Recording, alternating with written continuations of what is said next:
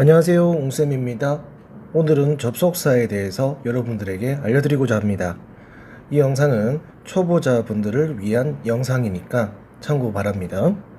초보자분들이 접속사라고 하면 좀 어렵게 느껴지십니다. 그래도 어차피 알아야 되는 문법이니까 차근차근 한번 자세히 들어보시기 바랍니다. 이해가 잘 안 되는 경우는 한 번 더 듣고 또 듣고 여러 번 반복해 듣는 걸 강조하고 싶습니다. 자, 일단 명사절 접속사라고 적혀 있는데 이거부터 신경 쓰지 마시고요. 일단은 접속사라는 거에 대해서 말씀을 드릴게요. 일단 문장이라고 하면 주어, 동사, 적어도 이렇게 주어랑 동사, 특히 동사가 하나쯤은 있어야 합니다. 마침표 하나 끝나기 전까지요. 자, 그런데 문제는 주어 동사가 문장에 2개 있는 경우가 제법 있을 겁니다. 이 경우는 마찬가지로 마침표 1개 기준으로 그 안에 동사가 2개 있다면 접속사가 하나쯤은 더 있어야 합니다. 접속사의 위치는 좀 바뀔 수는 있어요. 편의상 문장과 문장 사이에 접속사를 표기했습니다. 하나 더 얘기하자면 만약에 주어 동사가 마침표로 끝나기 전에 3개가 나왔다. 그럼 접속사는 2개가 있어야 합니다. 그래서 저는 이렇게 가르치죠. 접속사가 2개면 동사는 3개다. 접속사가 하나면 동사는 2개다. 접속사가 없으면 동사는 하나다. 접속사 개수보다 동사가 하나 더 많으면 되는 겁니다. 자, 근데 문제는 뭐냐면 이걸 잘 익혀 놓으셔야 돼요. 앞으로 여러 가지 문제에서 많이 접하게 될 겁니다. 언제 나오는지는 벌써부터 말씀드리긴 그런데 아직 이해가 안 되더라도 미리 말씀을 드릴게요. 예를 들자면 이런 겁니다.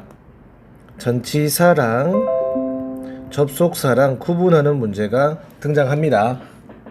예를 들어서 전치사랑 부사절 접속사가 똑같은 의미를 가지는 경우가 많을 거예요. 아직 부사절이라든지 명사절이라든지 이런 건 이해 못 하셔도 됩니다. 예를 들자면 이런 겁니다. 때문에라는 뜻을 가진 전치사로는 because of가 있습니다. 근데 여기서 of를 빼고 because가 되면은 접속사가 돼요. 둘 다 때문에라는 뜻이라서 해석으로는 구분할 수가 없습니다. 그런데 이렇게 접속사랑 동사 개수로 파악하면 예를 들어가 접속사가 부족하다. 그러면 접속사 자리고 접속사랑 동사랑 더 이상 뭐가 오면 안 된다. 그러면 전치사 자리가 되는 겁니다. 아무튼 여러 가지 이유로 중요하니까 접속사 개수, 동사 개수 파악하는 거 꼭 기억해 주시기 바랍니다. 자, 그러면 앞으로 먼저 넘어가기 전에 간단하게 명사절 접속사 얘기를 하나 해드리겠습니다. 문장 앞에 지금 접속사가 있는 것부터 하면 좀 헷갈리니까 이건 좀 별론데 이거 좋네요. 명사절 접속사 중에서 목적어 역할을 하는 명사절이 있습니다. 자, that이 지금 이렇게 왔는데요. 앞에 I hope 주어 동사 나왔고요. that이라는 접속사 뒤에 주어 she, will be back, will be 동사, 이렇게 동사가 2개인데 접속사 하나 나왔죠. 일명 접하나 동둘 문장이 형성되었습니다. 이런 식으로 접속사가 하나면 동사 2개다. 요거부터 익혀주시기 바랍니다.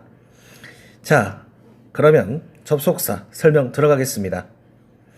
먼저 접속사에는 부사절 접속사, 그리고 명사절 접속사, 그리고 제가 지금 관계대명사 관계부사라고 따로 적었는데 이걸 형용사절 접속사라고 합니다.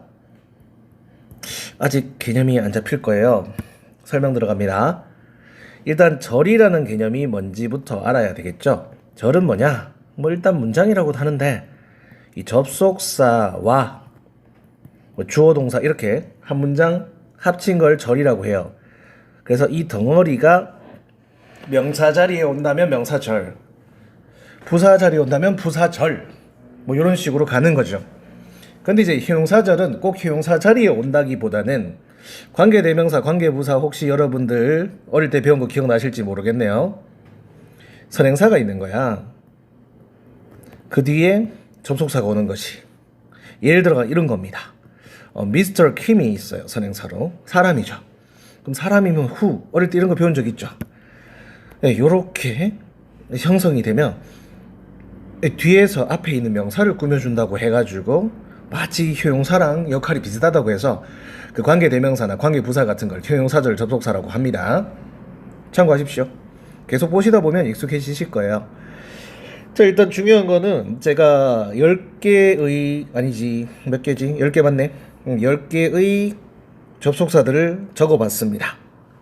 이 모든 10개가 명사절 접속사에 속해요. 근데 문제는 뭐냐? 얘들이 명사절만 되는 게 아닌 거죠. 예를 들어가 if는 지금 보시면 명사절도 되는데 이 빨간색 표시 부사절도 된다는 얘기입니다. 그리고 whether과 when도 마찬가지죠. 그 if랑 whether하고 when은 어떤 접속사가 되느냐? 명사절 접속사 그리고 부사절 접속사 이렇게 두 개가 된다는 얘기입니다. 근데 when은 지금 파란색도 같이 걸쳐 있죠. 네, 관계 부사까지도 되는 거예요. when은. 그럼 when은 세 가지나 되는 거네요. 명사절, 부사절, 그리고 형용사절 접속사의 관계 부사까지 되는 거죠. 자, 초록색 한번 볼까요? who, which, that 관계 대명사도 되고 명사절 접속사도 되는 겁니다. 그럼 what은 뭘까? 아무 표시가 따로 없죠. 얘는 명사절만 되는 거죠. 주의하세요. what은 명사절만 됩니다. 예로부터 관계 대명사 중에 what이 자주 들어가요. 선행사를 포함하는. 그래서 선행사가 없는 관계 대명사라고. 근데 이렇게 개념을 잡으면 너무 힘드니까 what은 명사절만 가능하다고 익혀두세요. 일단 이 표부터 암기를 먼저 해주셔야겠습니다. 네, 명사절은 10개를 제가 적었는데요. 주의할 점은 여기 who가 whose랑 whom까지도 명사절 접속사로 포함을 시켜요. 관계 대명사일 때도 마찬가지고요. 그래서 어떻게 보면 명사절 접속사는 12개다라고 생각하시면 좋겠습니다. 부사절은 지금 빨간 거 if, whether, when 얘들만 부사절이냐? 아닙니다. 한마디로 지금 who, which, that, what, where, why, how를 제외한 세상의 모든 접속사 거기에다가 지금 저기 적혀있는 if, whether, when까지 포함하시면 되는 겁니다. 아시겠죠? 이게 나중에 다 피가 되고 살이 될 거니까 일단은 머릿속에 집어넣으시기 바랍니다. 자, 그러면 명사절 접속사에 대해서 한번 접근해 보겠습니다. 절은 아까 전에도 얘기했죠. 접속사랑 주어동사 한 덩어리가 절이라고. 근데 그게 그 덩어리가 명사 자리에 위치하면 명사절이라고 했죠. 자, 여러분 명사는 주어, 그리고 보어, 그리고 목적어를 명사라고도 하죠. 정확하게 말하면 명사가 그 자리에 가면 그렇게 이름을 붙이잖아요. 동격은 아직 이해를 좀 못하셔도 됩니다. 가장 명사절을 이해하기 쉬운 게 바로 목적어 역할하는 명사절이에요. 지금처럼 주어 동사 나오고 that 같은 게 나와요. 그리고 또 주어 동사가 나오는 거죠. 보통 동사는 삼형식이니까 이 that절이 목적어 역할을 하는 겁니다. 그래서 그 자리에 명사 자리니까 명사절이라고 하는 거고요. 그때 접속사를 명사절 접속사라고 하는 거죠. 주어 역할도 할 수 있어요. 이게 좀 헷갈려요. 왜냐? 접속사가 주어랑 동사 중간에 들어간다고 생각을 하고 있는데 접속사가 문장 맨 앞에 있고 동사가 뒤에 연달아가 오기 때문이죠. 쉽게 생각합시다. 이 that 절 자체가 네모를 조금 아쉽게 쳤네요. 제가 자, 치려고 하면은 지금 네모를 어떻게 쳤어야 되느냐면 이 that 절부터 해가지고 라운드까지 한 묶음으로 쳤어야 합니다. 이게 주어 역할을 하는 거죠. 그리고 동사랑 주격보가 나오는 문장인 거죠. 그 다음으로는 어떤 게 있느냐, 요거는 아직 초보자가 접근하기는 좀 힘든데 나중에 배울 건데 이 it 가주어, that 진주어라는 걸 배우게 됩니다. 뭐 이해 가시는 분도 있고 아직 이해 못 되는 분도 계시겠죠. it은 가짜 주어라는 거예요. 좀 이상하죠, 맞죠? 왜 가짜 주어를 내세우느냐? 이 that절이 너무 긴 거야. 근데 그렇게 길진 않아 보이는데, 그죠? 그래도 길어 보여서 뒤로 빼고 가상의 주어인 it을 집어넣고 동사랑 주격보호는 그대로 쓰는 거죠. 마치 이 that절이 이 자리에 들어가는 겁니다. 그러니까 한마디로 지금 어떻게 보면 앞에 문장이 that절이 더 긴데도 앞에 썼는데 현대 영어에서는 이 첫 번째 보기처럼 잘 안 쓰고요. 이 두 번째 보기처럼 that절이 주어인 경우는 뒤로 뺍니다. 아시겠죠? 보호는 주로 주격 보호를 많이 얘기를 합니다. 목적 보호도 될 때도 있겠지만 주어 그리고 이형식 동사인 비동사가 나왔고 그 뒤에 that이 나온다면 이때는 목적어는 아니고 주격 보호지만 이것도 명사절이다. 왜? 주격 보호도 명사가 될 수도 있으니까요. 목적어 역할하는 건 이미 얘기를 했죠. 자, 근데 여기서 얘기해주고 싶은 것은 목적어가 동사만 있는 게 아니에요. 투부정사 뒤에도 목적어 오고 전치사 뒤에도 목적어가 올 수 있어요. 근데 투부정사 뒤에 목적어 온다는 건 들어봤는 것 같은데 이 전치사 뒤에 목적어라니? 자, 여러분, 이 동사 뒤에도 목적어 오고 ing 뒤에도 목적어 오고 투부정사 뒤에도 목적어 옵니다. 목적어는 그냥 편하게 명사라고 생각하시면 좋겠어요. 다만 그냥 동사랑 ing, 투부정사 뒤에 명사가 오면 그것을 목적어라고 생각하시면 됩니다. 예를 들면 동사의 목적어, 동명사나 현재 분사의 목적어, 투부정사의 목적어라고 부릅니다. 동사만 목적어가 있는 게 아니에요. 그리고 전치사 뒤에 명사가 오잖아요. 그 명사도 목적어라고도 하기도 해요. 뭐라고? 전치사의 목적어. 네, 그렇게 이해하시면 좋겠습니다. 동격, 좀 짜증나는 놈인데 나중에 관계대명사랑 좀 헷갈리실 거예요. 이렇게 주어가 있어, 명사가 있어, 마치 선행사처럼 있는 거지. 근데 관계대명사랑 좀 다른 점은 뭐냐면요, 여러분, 관계대명사는 뭐 주어가 없다거나 목적어가 없다거나 이렇게 불완전한 문장이 주로 오는데 동격은 완전한 문장이 옵니다. 이 완전 불완전이 조금 헷갈릴 수 있을 텐데요. 이 완전하다는 얘기는 예를 들어서 이 삼형식인 문장이 주어 동사 목적어를 다 갖추고 있으면 정상적이잖아요. 이걸 완전한 문장이라고 하는 거고요. 목적어가 없는 거야, 삼형식인데. 그러면 불완전한 문장이라고 합니다. 왜 이렇게 쓰는지 모르겠죠. 근데 이렇게 쓰는 게 규칙이니까 일단은 알아두시기 바랍니다. 동격은 나중에 좀 더 가르쳐 드리긴 하겠는데 어찌됐든 관계대명사랑 좀 비슷하고요. 앞에 명사가 있고 그 뒤에 that 같은 게 오면 동격의 절이라고 합니다. 왜 명사절이라고 하는 거냐면 꾸며주는 듯한 느낌이지만 이 the fact라는 사실이 이 대절이랑 완전 똑같은 덩어리라고 생각하는 거죠. 그래서 동격이니까 명사라고 하는 겁니다. 형사절 접속사인 관계대명사와 관계부사에 대해서 말씀드릴게요. 우리 어릴 때 이거부터 배우죠. 이 선행사가 사람이면 who, 뭐 사물이 사람이란다. 아이고, 큰 실수를 했네. 사물, 동물이면 which, 보통 이렇게 많이들 하죠. 그리고 관계부사는 뭐 장소면 where, 시간이면 when, 이유면 why, 방법이면 how. 이 표를 일단 필기를 해주시거나 자주 반복해서 학습해 주시기 바랍니다. 차이점이 있다면, 자, 관계대명사. 자, 보겠습니다. 후가 나왔죠? 이 앞에 더 보이를 명사라고 하기도 하고, 후 앞에 있으면 선행사라고 돼요. 앞에 있다고. 사람이니까 후 나올 수 있었죠? 근데 이게 자리에 따라 달라. 주격, 소유격, 목적격. 이 관계대명사에서나 이런 말이 있습니다. 관계부사에서는 이런 말이 없어요. 이게 왜 그러냐면요, 이 주어 역할을 지가 한다는 거야. 자세히 보시면 지금 동사가 바로 튀어나오죠. 주어가 없는 거야. 이걸 또 불완전하다고도 해요.